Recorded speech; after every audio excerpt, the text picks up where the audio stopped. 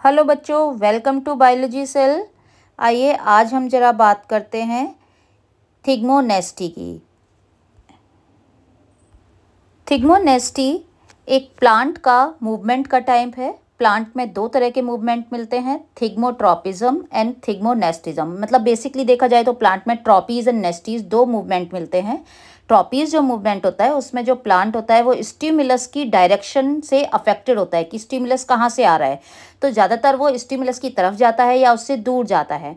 जबकि जो nastic movement होते हैं उनमें जो मूवमेंट है वो कभी भी स्टिमुलस की डायरेक्शन से या स्टिमुलस कहाँ से आ रहा है वहाँ से वो मूवमेंट कभी भी डिसाइडेड नहीं होता है। जैसे कि यहाँ पे आप देख सकते हैं, मैं यहाँ पे टच मी नॉट प्लांट है वो थिग्मोनेस्टी का बेस्ट एग्जाम्पल है। और ये इसको हम छुईमुई या इसका बोटेनिकल नेम माइमोसा प्यूडिका है, जो कि आपको याद रखना है। कभी कभी बोर्ड में 10th बोर्ड में ये छोटा सा क्वेश्चन आ जाता है जिसे आप ओवरलुक कर देते हैं। तो जो माइमोसा प्यूडिका है इसमें थिग्मोनेस्टी शो करता है और ये थिग्मोनेस्टी ऑक्सिन हार्मोन से कंट्रोल होती है। ये मैं इसलिए बता रही हूँ आपको एक्स्ट्रा नॉलेज, क्योंकि आपके में हार्मोन, प्लांट हार्मोन भी आपको पढ़ना है तो आपको आसानी रहेगी थोड़ा सा रीजन असर्शन के लिए। अब होता क्या है कि आप यहाँ पे देखिए, गौर करिए इस वीडियो में, जब जब मैं प्लांट को टच कर रही हूँ, चाहे मैं किसी भी डायरेक्शन से टच करूँ उसकी पत्तियों को, लेकिन जो उसकी पत्तियाँ हैं वो यहाँ आप देखिए कि हमेशा जो फोल्डिंग है वो एक ही डायरेक्शन में हो रही है। मतलब वो जो मुड़ रही है ना, वो मुड़ने का पैटर्न हमेशा सेम है। चाहे मैं किसी भी पत्ती को टच करूँ, किसी भी ऊपर से करूँ, नीचे से करूँ, आगे से करूँ, पीछे से करूँ, लेकिन पत्तियों का जो कर्लिंग का, फोल्डिंग का जो पैटर्न है ना, वो देखिए आप, वो बिल्कुल सेम की सेम है। ठीक है, तो यहाँ पे दैट मीन्स की जो नेस्टिक मूवमेंट है उसमें जो आपका स्टिमुलस से कभी भी उनका डायरेक्शन डिसाइडेड नहीं होगा। चलिए बात करते हैं कि आखिर ये नेस्टिक मूवमेंट होते किस लिए हैं। तो होता ऐसा है कि ये जो पत्तियां हैं इनके बेस पे, ये जो लीफ है, लीफलेट के बेस पे हमेशा एक मोटर ऑर्गन होता है। और वो जो मोटर ऑर्गन होता है उसे हम पल्विनस कहते हैं। क्या कहते हैं? पल्विनस। ये पल्विनस में स्पेशलाइज्ड पैरेन्काइमेटस सेल्स और टिश्यूज अरेंज रहते हैं, दो जोन में अरेंज रहते हैं, एक फ्लेक्सर और एक एक्सटेंशर।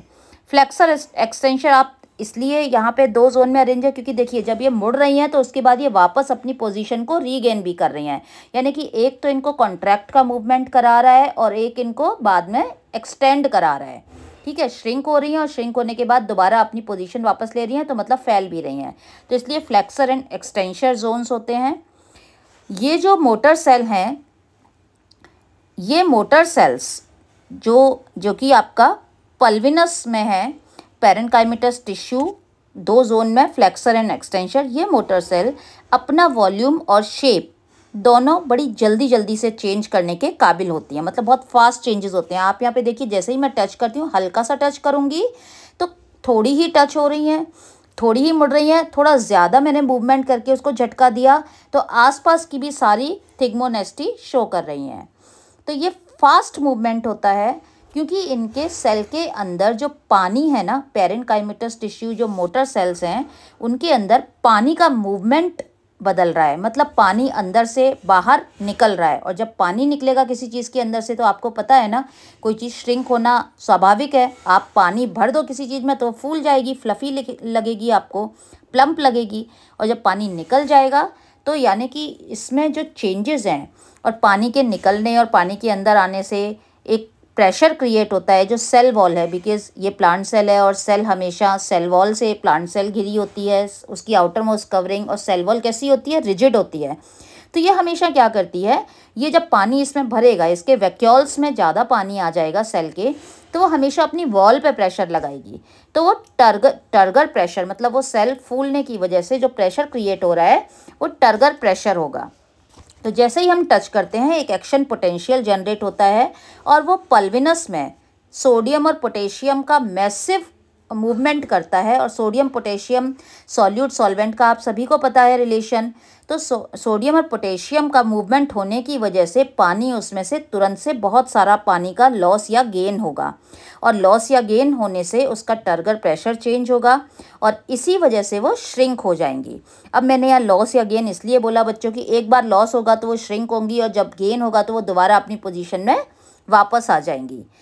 ठीक है, तो इसका मतलब पल्विनस जो है वो इसके लिए रिस्पॉन्सिबल है। तो छोटा सा सवाल मैंने आपको यहाँ पे सॉल्व करवा दिया है, जिसे आप बहुत ओवरलुक करके जाते हैं और ज़्यादातर थिग्मोट्रॉपी ही करके आते हैं। थिग्मोनेस्टी करना है आपको। Mimosa pudica always show the थिग्मोनेस्टिक। इसी तरह से कार्निवोरस प्लांट में भी जब वो ट्रैप करते हैं ना, तो या तो वो थिग्मोनेस्टी होता है या फिर वो थिग्मोट्रॉपी होता है मूवमेंट।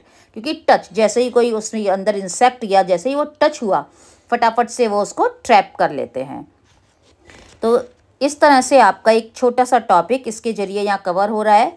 होप आप अब इसमें कभी भी गलती नहीं करेंगे। और यहाँ थिग्मोनेस्टी आपको देखने को भी मिल रही है कि किस तरह से जो सेल्स हैं, जो पत्तियाँ हैं, वो हमेशा एक ही डायरेक्शन में कर्ल हो रही हैं। तो now you better stand. Next videos में मैं इसी तरह के आपके छोटे छोटे टॉपिक्स को क्लियर करूँगी। एंड आई होप कि अब आप रीज़न असर्शन में बिल्कुल भी गलती नहीं करेंगे, क्योंकि मैंने आपको यहाँ पे मैकेनिज़्म भी समझाया है। इसी तरह वीडियो को लाइक, शेयर एंड सब्सक्राइब करते रहिए।